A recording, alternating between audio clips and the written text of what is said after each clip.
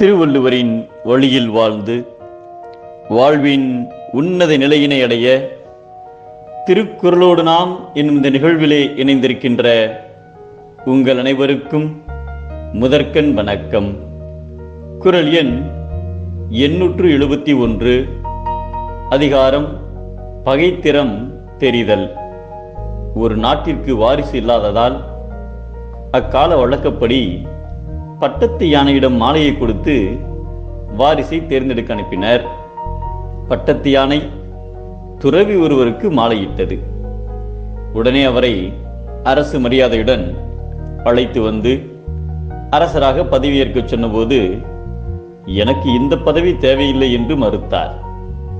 நீண்ட காலமாக மன்னர் இல்லாமல் மக்கள் வாடுகின்றனர், அதனால் அரசாட்சியை ஏற்றுக்கொள்ளுங்கள் என்று அமைச்சர்கள் கெஞ்சினர்.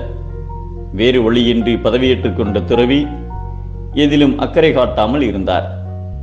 இதையறிந்த அண்டை நாட்டு மன்னன் அந்த நாட்டின் மீது படையெடுத்து வந்தான். அமைச்சர செய்தியை மன்னராகிய துறவிடம் தெரிவித்த போது, நாம் அவருக்கு என்ன தீங்கு செய்தோம், ஏன் அவர் நம் நாட்டின் மீது போர் தொடுக்கிறார் என்றார். அதற்கு அமைச்சர், போருக்கான காரணம் தெரியவில்லை, ஆனால் அவருடைய படைகள் நம் நாட்டு எல்லைக்குள் நுழைந்து விட்டது, எதிர்த்து போரிட உடனே உத்தரவிடுங்கள் என்று கேட்டபோது, அமைதியுடன் இருங்கள், நாம் ஏன் சண்டை போட வேண்டும் என்றார் துறவி. அண்டை நாட்டு மன்னன் தன்னை எதிர்த்து யாரும் போரிட முன்வரவில்லை என்பதை அறிந்து அவராகவே துறவியின் அரசவைக்கு வந்து, நான் தங்களுடன் போர் புரிய வந்திருக்கிறேன், நீர் என்ன சொல்கிறீர் என்று கேட்டார். அதற்கு துறவி, இதனால் நீ என்ன நன்மை அடையப் போகிறாய், எதற்காக எங்களுடன் போராட நினைக்கிறாய் என்றார். நான் உங்கள் நாட்டை பிடிக்க விரும்புகிறேன், அதற்காக போரிட வந்திருக்கிறேன் என்றார்.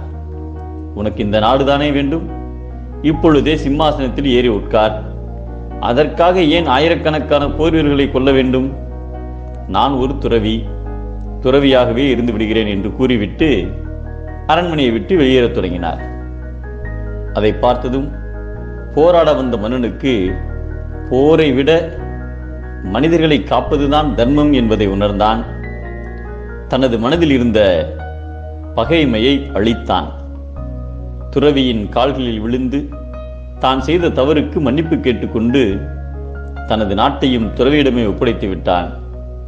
இப்பொழுது இரு நாடுகளுக்கும் துறவி மன்னரானார்.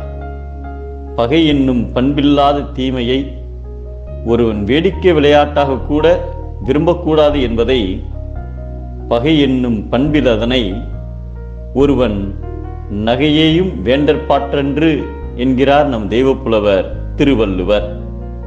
வேடிக்கையாக கூட இருக்கக்கூடாதது பகை, வாடிக்கையாக இருக்க வேண்டியது நல்ல உவகை.